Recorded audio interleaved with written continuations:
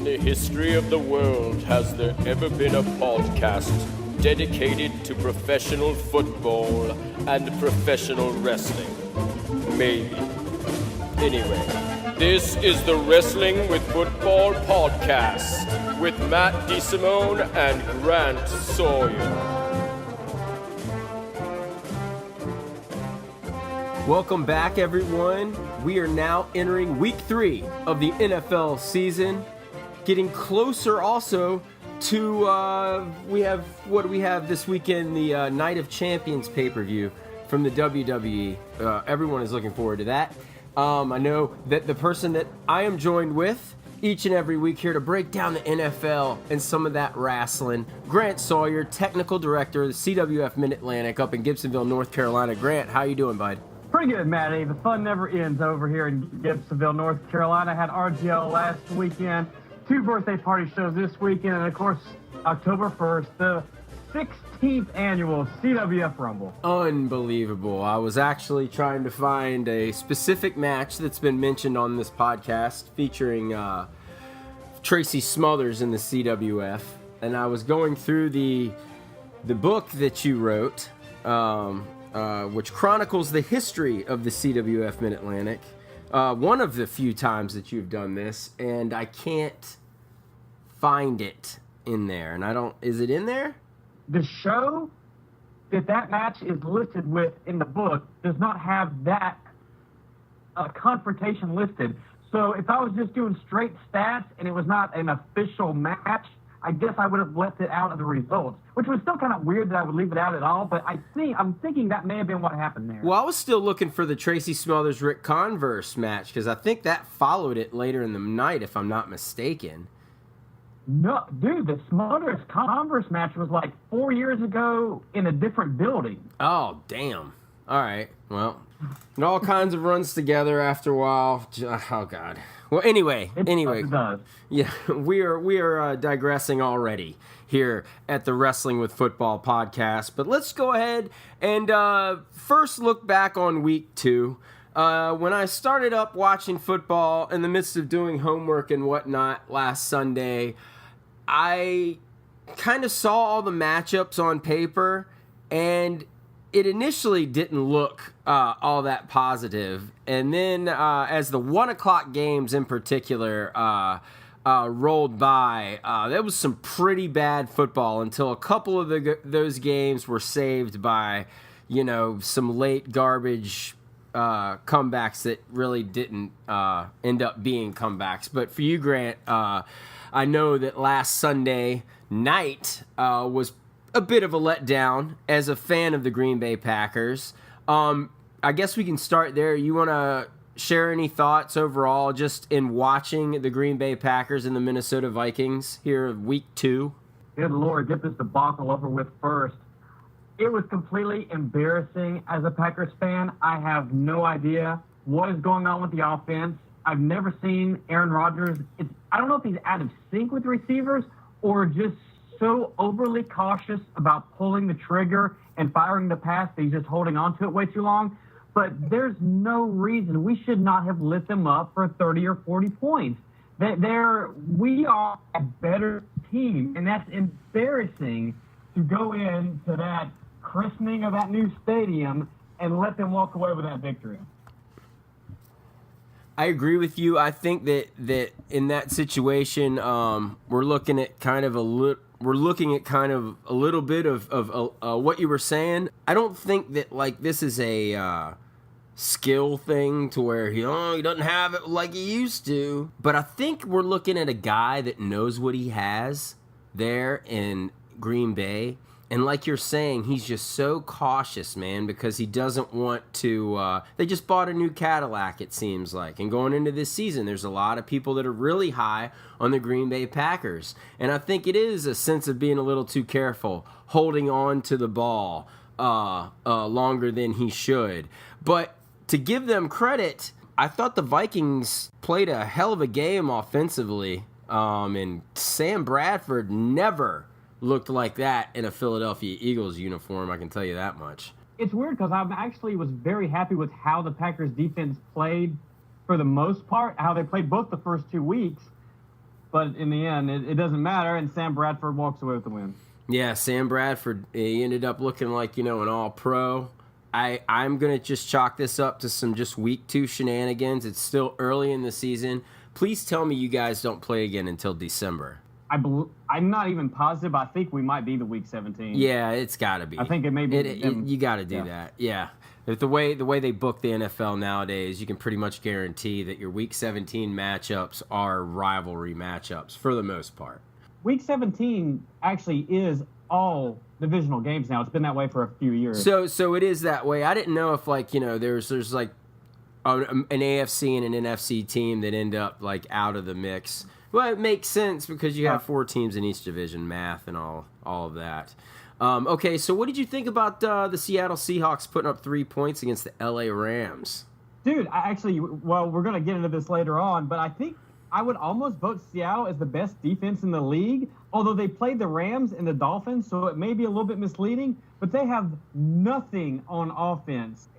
I mean, shocked. I mean, literally shocked that the Rams beat them like that. Do you know who they remind me of right now? Like Russell Wilson reminds me of Donovan McNabb trying to do something with like the 2002 Eagles offense. He was doing everything. It was all McNabb. He had no help whatsoever around him. And I think that the Seattle receivers have tendencies to have breakout games, but for the most part, man, I mean, Russell Wilson's going to have a lot of work to do out there offensively. But how many teams have we talked about not having receivers, like the Chargers, the Vikings, the Browns, whoever we're talking about, and they're at least putting up some semblance of points. The Seahawks can't do anything, and they don't have. It's not like they have the absolute bottom of the barrel receivers in the league. Oh, for sure. No, there's no question about that. They have talent on that team. It blew my mind. I was just laughing. I was like, wow, the Rams looked terrible. But still, they managed to kick 3 field goals.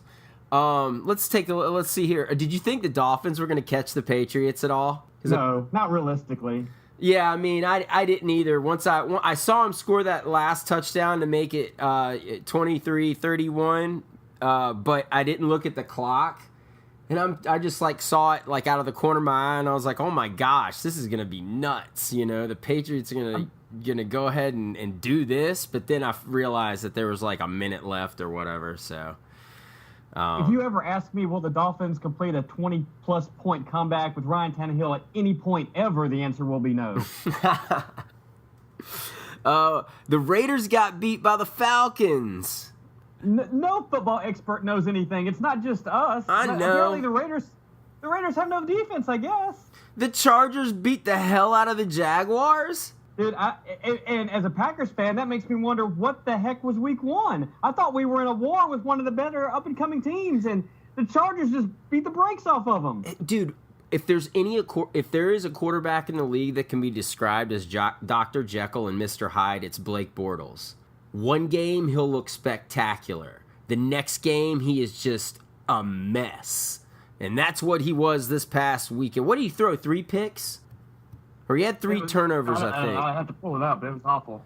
The Browns can't catch a break. They just lost their best wide receiver. Corey Coleman's out. I mean, Corey Coleman's out, but you got Josh Gordon coming in 2 weeks. More on the Browns. He'll later. never have a quarterback and receiver at the same time, though. That's not allowed. Yeah, ever.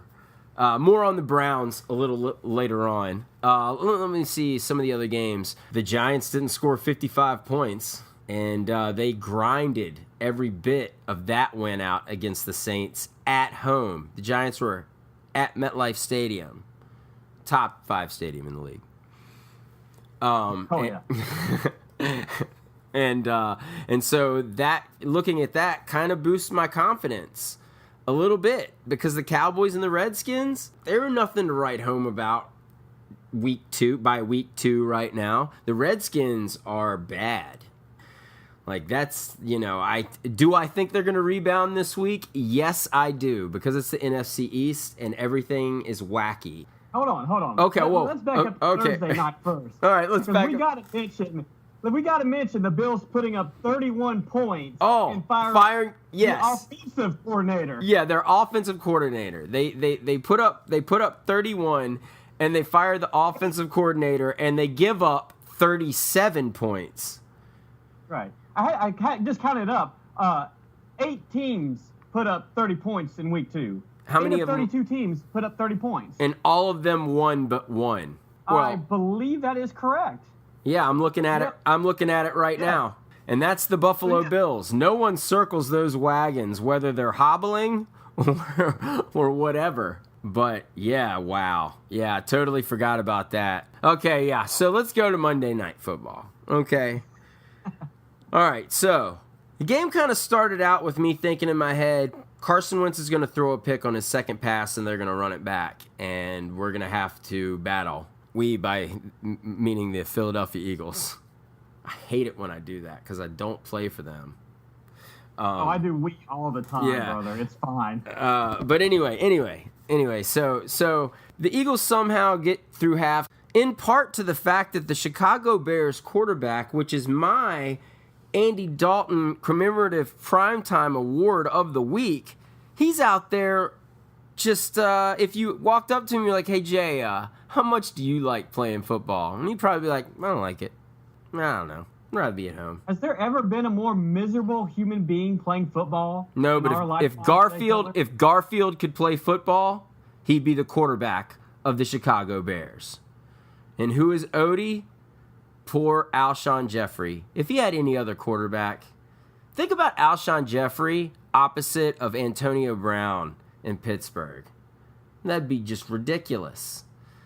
He's so good, and he doesn't get any real respect because he doesn't have a quarterback to throw him the ball. Now, that might change because the Bears are making a change at quarterback because for the second straight week, the Eagles took out a quarterback, the starting quarterback of the game. I don't remember anything happening like this for, good gracious, 25 years maybe. It's been since I'm like, did they take the quarterback out already? It was an ugly game. There were actually Bears falling down left and right, but Cutler did something to his hand, and now he's out. And I got a little scared because what's his name? Hoyer. What's his first name? Brian Hoyer. Brian Hoyer, who had a remarkable, his rookie year in Cleveland, when he just had like kind of a magical like 5-week period and then just got hurt and everyone forgot about it.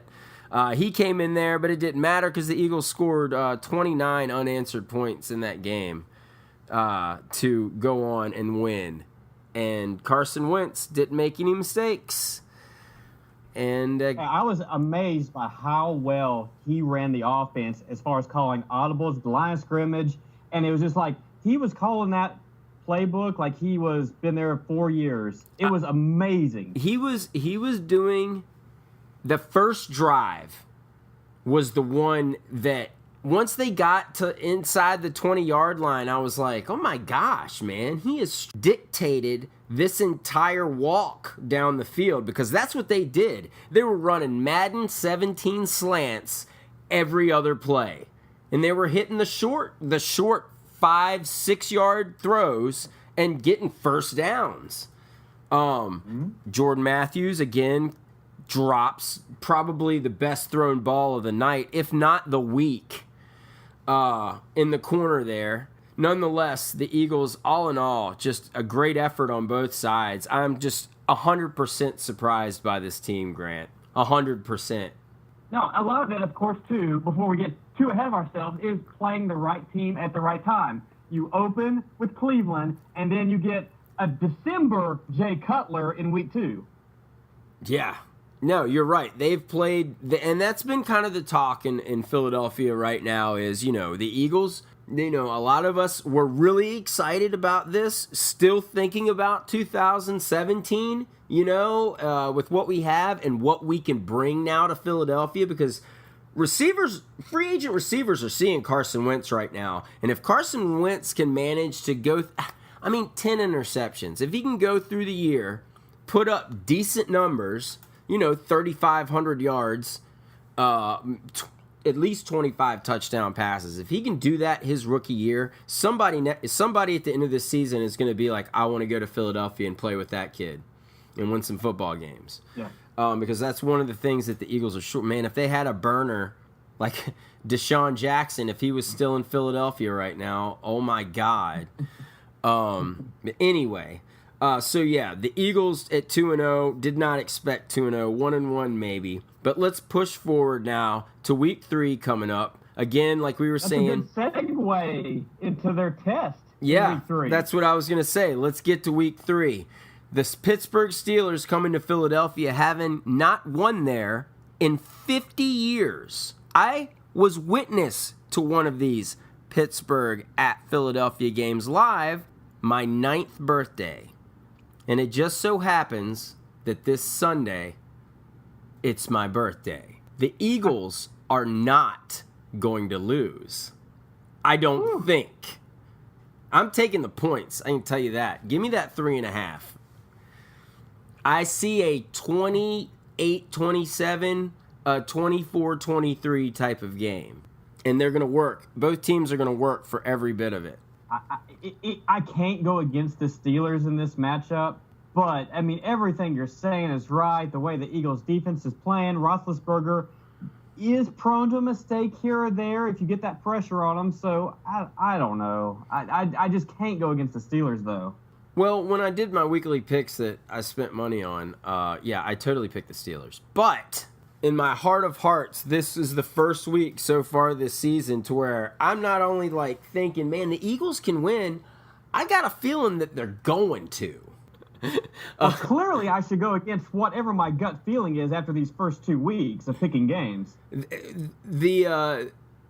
Look, let's go back to last week. The Steelers won, defeating the Cincinnati Bengals. Okay, and the Bengals aren't the Bengals yet. Give them another week or two, and then they're going to go on a roll, I think.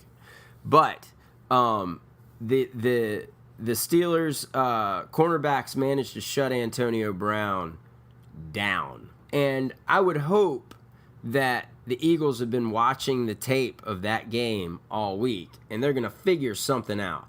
The Eagles have been putting pressure on the quarterback regularly because Jim Schwartz has been that 4-man rush, dude. It's unbelievable. I've never seen any, like, I never watched, like, the Lions defense go to work, you know. But, man, like, the linebackers will line up a good, 10 yards off the line. And offensive haven't really, had time to really game plan against that specific thing he's running yet either. Enough about the Eagles. That game, I can't wait. I can't wait for it. It's going to be super exciting. And then next week, I'll have a week to kind of just recoup from either, a disappointing loss or 3-0. You will be able to do the same thing as the man that you all fear as Packer fans, Matt Stafford, comes in to a vulnerable Lambeau Field? Dare I say, week 3? No. Dude, our home opener in week 3 against that team that we beat in Lambeau 22 years in a row, and now, just last year, they handed us the L. I don't know. I literally have no feeling for the game. Like, I don't have a clue what to expect out of this. The Lions have played really, really good. The Lions should be 2-0. They should have beaten Tennessee. That's very true. But that's always the Lions, it seems, though. They always do that. I'm going to pick us, but my God, I literally have no clue what to expect out of that. This could be the game where Aaron Rodgers just gets together and puts up 47 against the Lions, Well, easily. I would hope so. That would be very nice for me in my fantasy world. Other games that are interesting, hey man, Minnesota at Carolina. That's going to be a good one. That's going to be a good one. That's not a good game. That's going to be a good one. Grant, get out of here. Brother, I'm telling you right now. I'm telling you. The Vikings are going to have one of those huge emotional letdowns coming off that Sunday night win. They travel to Carolina against a defense that I dare say is actually better than the Packer defense. No, the Panthers will stomp the Vikings. Okay. Well, I disagree with you there. I think Sammy Sleeves is going to come out slinging again. My irrational hatred towards the Vikings may have something to do with this pick. which is fine. Which is fine, because I love that, because I do the same damn thing. Let's see where they are. Ooh, a tasty matchup for the nation to watch at 1 o'clock as the Redskins travel to beautiful, lush MetLife Stadium to take on the New York Giants. Honestly, I hope they tie. That can't happen, and I have picked the Redskins to win this game. Why? Because the NFC East is so weird. Any of the teams can beat the other team 16-13 every week. What do you feel about this, Grant? You think the Giants are going to pull one out? In the logical world, yes, the Giants will win. So that's another game you could go either way. The Sunday night game might be the first Sunday night game that gets really ugly. The Bears travel to Dallas. I think this is probably going to be Dak Prescott's week 3 coming out party. Everybody's been high on Carson Wentz. It could be possible that earlier in the day Carson struggles against Pittsburgh's defense, and then Dak shows out on Sunday night, and Monday morning everyone's going to be like, who's the better quarterback? And let's talk about this for the next 14 weeks.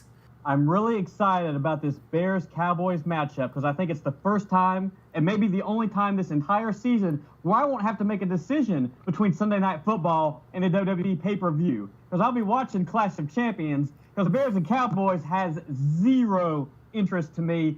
Cowboys win going away. The very first, and it's funny when I was a kid because I called the Clash of Champions. Like all my friends, that's just what we called it. We never put the in it anywhere. The very first time you will ever pay for a Clash this Sunday night.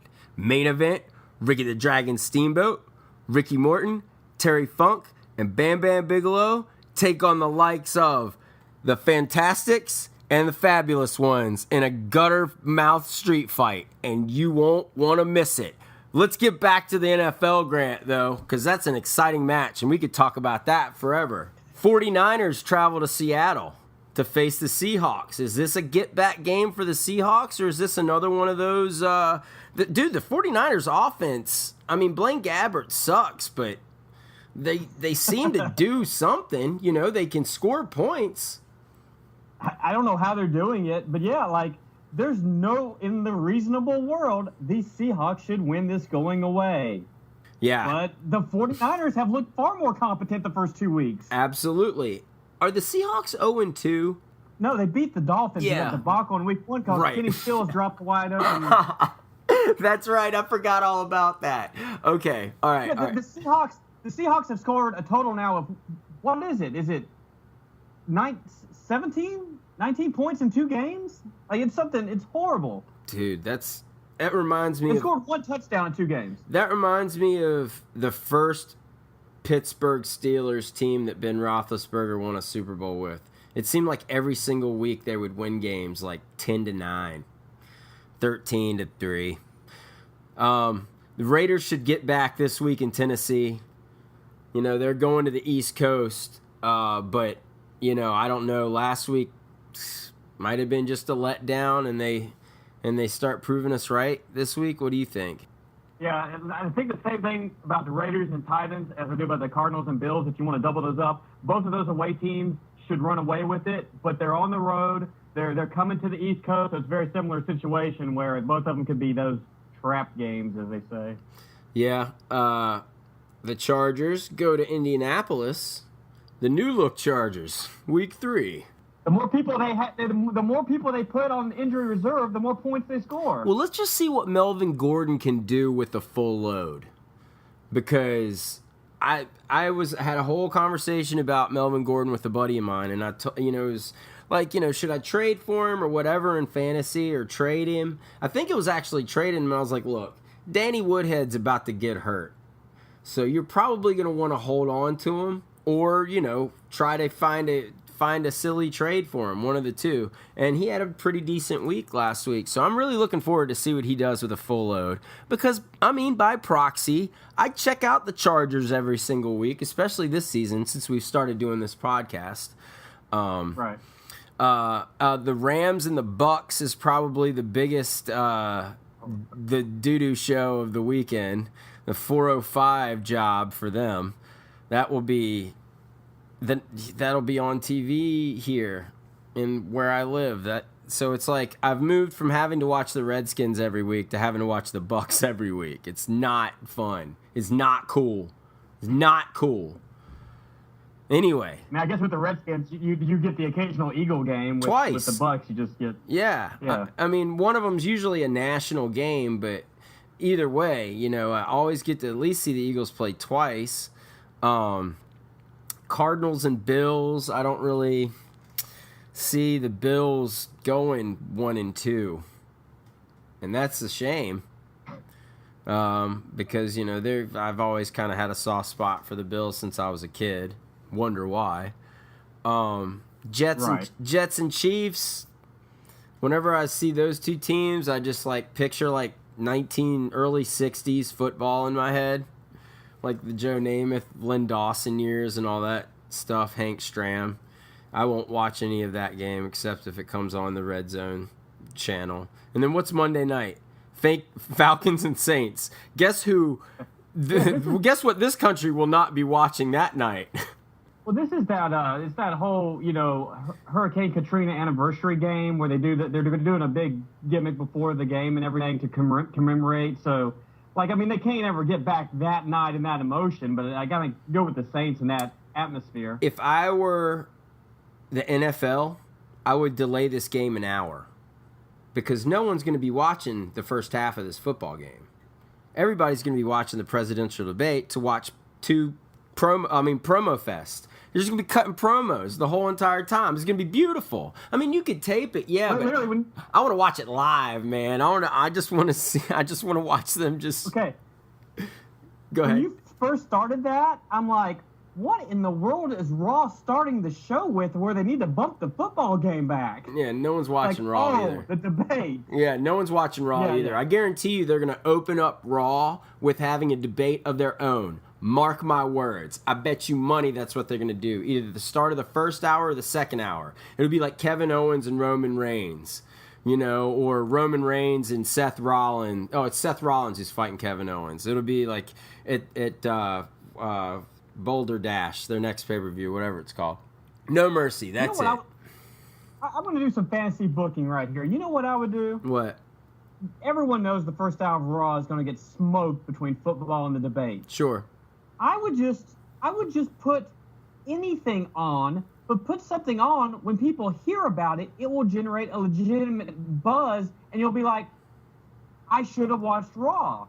And put T.J. Perkins defending the Cruiserweight title against Cedric or one of those guys on for a half hour, let him just tear the house down and open with it, and then do your main event promo with Owens and Reigns at, the quarter till 9 o'clock spot. Right. Yeah. Well, that's what I was about to say. I was like, if we're going to book something smart, you're going to have two guys go out there and tear it up for for the crowd, 40 minutes, but for us on TV, about a good solid 30 minutes of the match. I totally agree with you.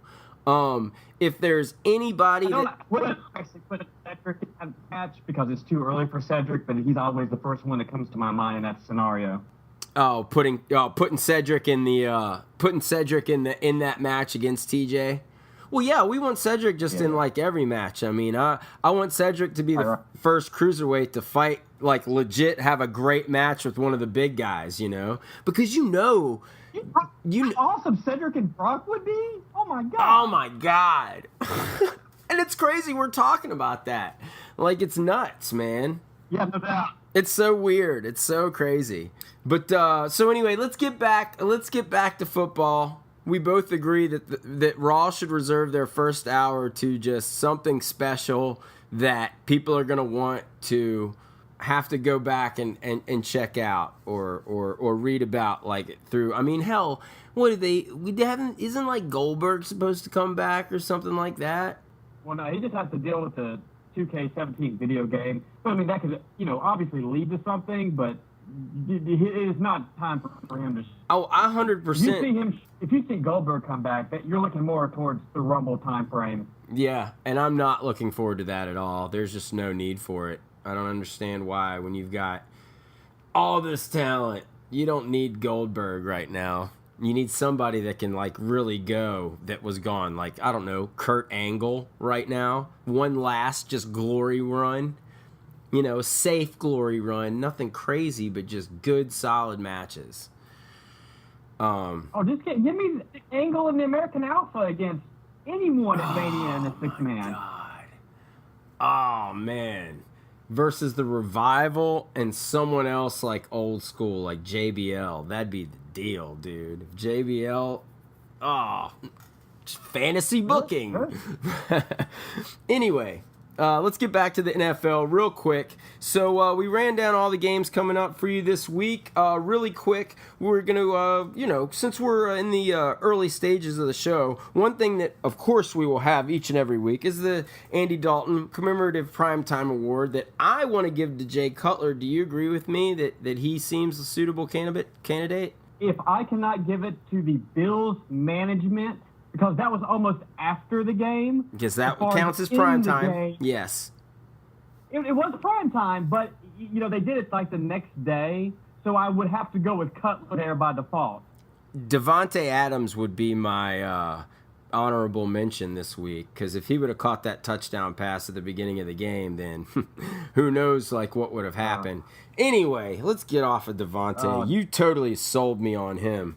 What about you, Grant? Who do you think is just, for sure, no question, going to win this weekend? It's a toss-up to me between probably about 3 games or so. But like I said earlier, the Panthers over the Vikings. There's no way the Vikings rapper pulled that off 2 weeks in a row. It will be enough to make Grant ill, even if the Packers win. But I you know what? I don't really feel like it was a long... Look, if the Vikings can beat the Packers, they can give the Panthers a game. That's the way I look at it. If they can beat the Packers like they beat them, then why can't they give Cam hell this weekend? But you could be right here. I wouldn't be that upset if the Vikings win. Because if the Vikings win, it does at least make our loss a little more digestible. Yeah, who knows what could happen in Charlotte this Sunday. Is it the Panthers home opener? No, they played the 49ers. Oh, yeah. Okay, you're right. Okay, so if you're looking at the league, and we're tying everything into the football and the wrestling here, who are your top 3 mega powers? Overall, right now, going into week 3. It feels like everyone is 1-1. I know they're not, but it feels like everyone is. Number 1, far and away, has to be the Patriots. Like, they've done that. No, I'm great. I head around that. Like, you put Brady back with them? They're the best team in the league, and it's disgusting, but it's true. And you would have them as number 1 overall going into this week as being the best team in the league to go out on a football field. Yeah, because they've done it with no Brady and no Gronk in the first 2 games. And now they have no Garoppolo tonight against the Texans. Okay, all right, so who you got at number 2? Possibly based somewhat on previous years, I'm going to go with the Steelers. I think they're just really well balanced. Or offense, if we're just talking about offense, well, are we talking about offense or just overall? Oh, just overall. Just overall. Put a team on the field.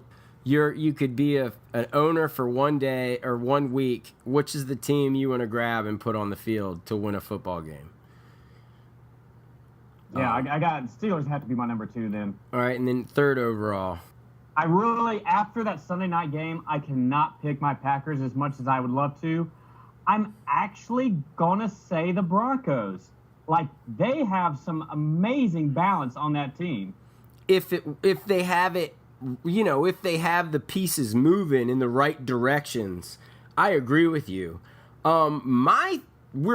were both the same on New England and Pittsburgh, even though, we'll see what happens. If New England loses this week, then, you've got to look to the quarterback deal. Everyone thinks Edelman's going to end up playing tonight anyway. But I have Arizona at number 3. Yeah, if it wasn't for the way they handle, if it wasn't for the way they came out in week 1 and stunk it up against the Patriots, I'm with you, but like they've got to prove it a little bit more to me first. I think that the opening of that game when they just came out like a bullet and just, 3 touchdowns, right away. But that's, they just look pretty impressive. If Carson Palmer has time, he's got receivers that are going to get it open. So, but I definitely can see your case for the Broncos at number 3. If C.J. Anderson continues to have it, if he continues to have the year he's having right now, he's going to put up some big numbers. But stoked about week 3, and of course, we have Night of Champions, Raw's first exclusive pay-per-view on the WWE Network with Kevin Owens defends the Universal Championship against Seth Rollins in the main event, correct? We have the New Day versus the Club for the tag belts. We have a 3-way dance with the ladies for the Raw Women's Championship with Charlotte. Yeah. Sweet Charlotte, Bailey and Sasha Banks. Yeah. So, it's not Bailey versus Charlotte, but with how I've been watching things, I have a feeling we're going to have a healed up Sasha Banks versus Bailey at WrestleMania for the title. Yeah.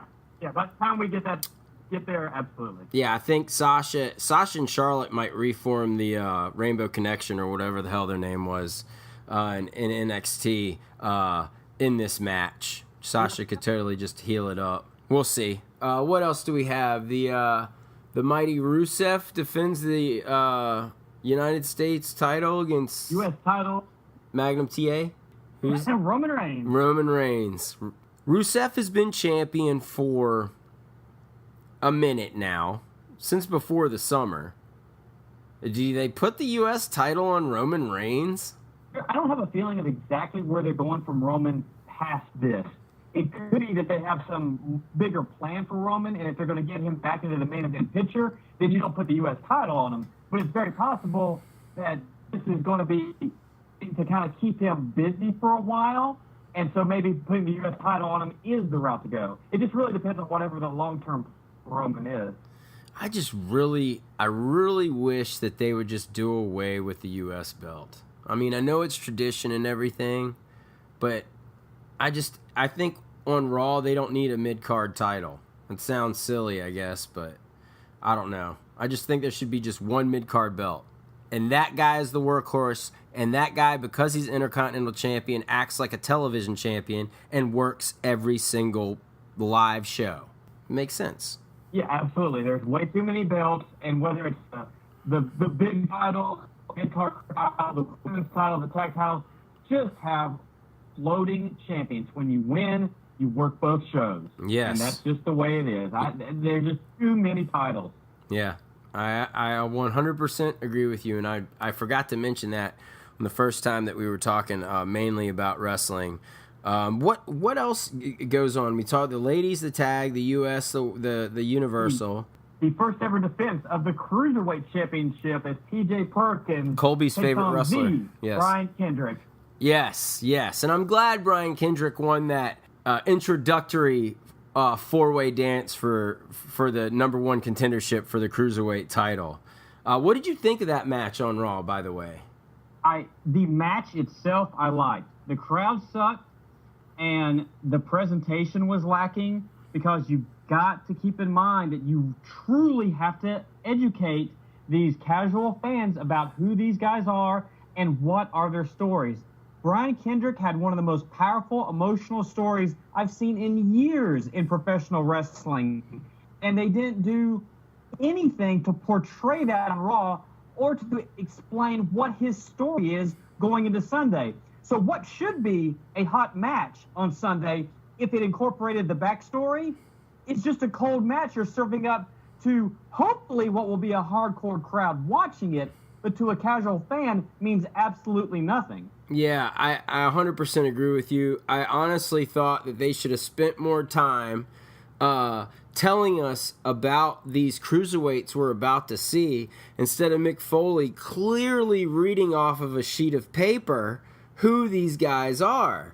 And like you're saying, to the casual fan that's watching this, they're looking at Mick Foley like he has no idea who these guys are, which, could be the case, but still, yeah, I agree with you. And I think partly that took away from the match for me, man. I was rather disappointed that each of the guys didn't have their Cruiserweight Classic little introductory thing, and Brian Kendrick to be like, hi, and he'd be the last to go and be like, I'm finally here, I made it when I didn't think I could.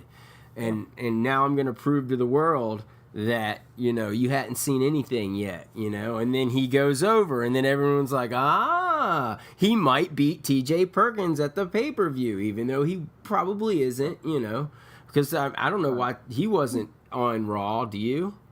Dude, that's mind-numbing. How you do not have him either on commentary or when Kendrick goes over, Perkins' music hits, he comes out, they have a little face-to-face.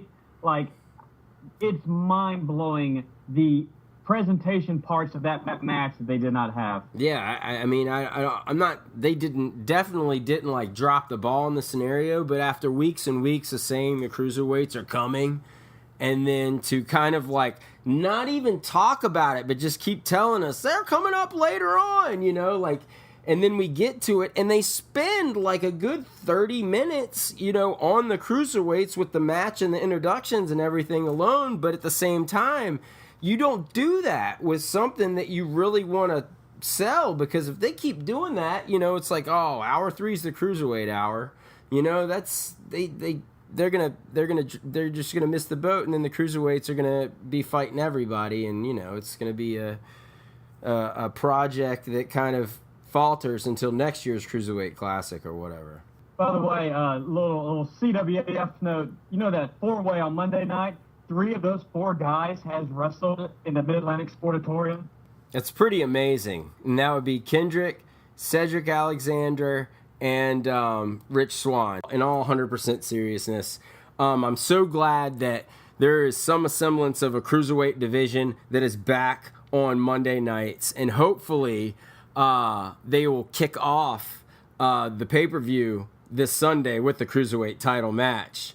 And if Triple H, I think he would do that just to be like, all right, cast, these guys are going to go out and hopefully show out for about 20 minutes, and you all are going to have to follow this.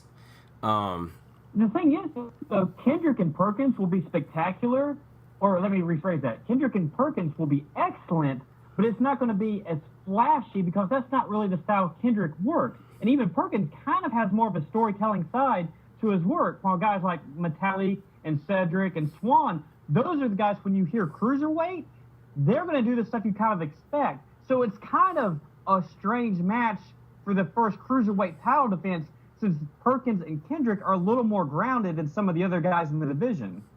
I agree with you, but I think that, well, one thing for Perkins for me is like, he's one of those guys that will be able to adapt to anybody that he wrestles. So I think we're going to get more of a technical match, but at the same time, none of the heavyweights are doing any technical stuff too. If you think about it, you're not seeing any super chain wrestling. And if anything, Brian Kendrick's pretty damn good at doing that. So I think we're gonna see lots of submission attempts, maybe not so many frog splashes. I'm sure we'll get a dive, but if they do it right, nobody interferes, and we get a fantastic opener. And hope the crowd is genuinely with them. Where are they this weekend? This is Indianapolis. Okay. Well, we shall see. Because you can go see the Chargers. You can go see the Chargers at Colts at 4:25 in Indy, and then go to the pay-per-view at 8:00. Is it across the street? Not directly across the street, but it's the only time this NFL season where there's an afternoon game followed by a night pay-per-view in the same city. Wow. I check that out at the start of every year. Oh, nice. I bet, man. Well, they better hope in Indy. Just in case. They better hope that they don't go into OT in Indy then, because that's going to bleed into the showtime. That place might be that crowd might be a little thin, Grant, when they welcome to No Mercy or welcome to Night of Champions. I wonder if they're gonna have a rant, dude. Clash of Champions, no longer Night of Champions, because the Vigilante Sting of last year. That's why I'm saying that it's not called Night of Champions anymore, and they're calling it Clash of Champions because his last match. Oh, I thought you were saying he stole the out of Clash of the Champions. Oh well, no, no, no. I'm just saying, like, my whole thing that I want to believe in all this is because his last match was a Night of Champions, and because his most famous match, arguably, was at Clash of the Champions 1, they decide to change the name to this as being Night of or Clash of Champions. What would really be cool is if they go like ringside after one of the like vignettes and they're like, "Hey, look who's ringside! It's Sting and Ric Flair." And Sting's in like full gimmick, and Flair isn't. It would be great. It'd be great. It's probably not going to happen at all, though. I do hope they reference to Clash of the Champions. I seriously doubt they will, but they took the name. It's so weird it's so weird that they changed the name but left the "the" out. Like, I get really hung up on that whole thing. Yeah, I don't understand why the has been taken out of the title, and that's bugging anybody that's around our age. You would think, if you're going to remarket or rebrand this pay-per-view, then you want to pull from like the history and make a big spectacle out of it. Finally, after whatever 15 years, 20 years, the return of Clash of the Champions. And like, I think that's something. It won't mean a lot to many people, but I mean, for guys like us, like, oh heck yeah, Clash of the Champions is back. It's the same crap, but I mean, still, it's right, cool. Right. At least they changed the name, and aesthetically, they, it would be awesome if they had just a big ramp to the ring. They won't do that though. But anyway, yeah, so exciting. Sideways WWF logo. Yeah, like the big WWE is like right behind him, like half cut off, like the old WCW logo. Ridiculous, like pyro. But anyway, yeah, so Raw gets the exclusive pay-per-view this weekend. That's exciting. And then next month in October, we have another Raw and another SmackDown pay-per-view, and then we get to Survivor Series, which I'm guessing is going to be a group effort. Yeah, maybe we'll actually have a true Survivor Series this year. It has the feeling of, why can they not? Why can't we have a bunch of Survivor, like at least 3 4-on-4, 5-on-5 tag matches? I mean, is that hard to? I've always wanted a Survivor Series to be for the title. The champion defends it in a Survivor Series match, and he's got to survive. And if he gets pinned, then that means not that person that pinned him is the champion. That title is immediately held up, and the winner of that match goes on to win the title. So then you've got partners breaking up pin attempts by their own, like dudes on their team because they don't want them to win the title. It could be a mess, but it could be awesome, too, at the same time. Oh, I'm pretty sure I was writing this stuff in Spanish class in high school rather than actually taking notes. Well, I wish so much I had all the old pieces of paper where I booked Survivor Series after Survivor Series back in the day. Oh, dude, you're not kidding, man. Oh, like the notebooks that I had with just all the ridiculous nonsense. I would make my own PWI top 10s, like in the back, the top 10 lists. Like I would make my own. Like I'd write all the numbers and the companies and everything first, and then I would put in the characters that I wanted, to be in those spots. I miss. I would take the PWI top 10s or whatnot, and bracket them according to their rankings and make like an NCAA basketball tournament brackets out of them and whatever they had and do the matchups like that.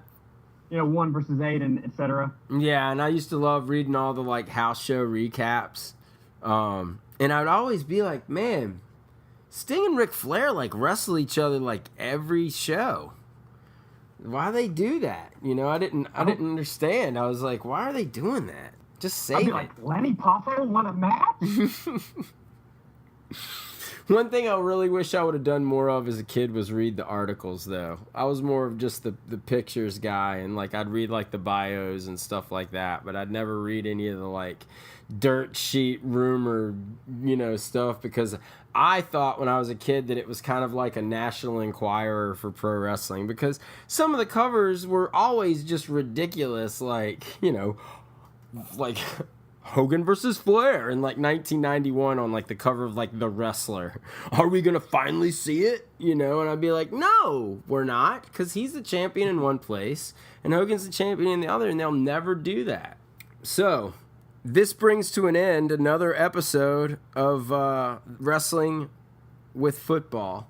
Week 3 is gonna hopefully prove to be a more entertaining week than week 2. We've got the Thursday night game about to kick off, and then of course, like we've been talking about, we have WWE Night of Champions or Clash of Champions this weekend. Grant, you have anything else you want to add before we sign off here? Hey man, I know week 2 may have not been the best football, but Red Zone, you know what Red Zone is? It's like watching the highlights from Diesel versus Mabel. Sure, if you watch the whole, it's awful. But if you just watch the clips, it's not too bad. And that's what Red Zone does. It makes all football watchable. Do you watch DirecTV Red Zone or NFL Network Red Zone? DirecTV. I watch the network channel that I pay $10 more for every week or every month just to pretty much watch that for 4 months out of the season. That's right. So anyway, well, thank you, Grant, so much for joining me again. I look forward to talking to you coming up here as we'll be heading into week 4 on the bye week for each of our respective teams. So, but yeah, we look forward to speaking with you all again next time here on the podcast. For Grant Sawyer, I'm Matt DeSimone. Thanks for joining us, and we'll talk to you again next week.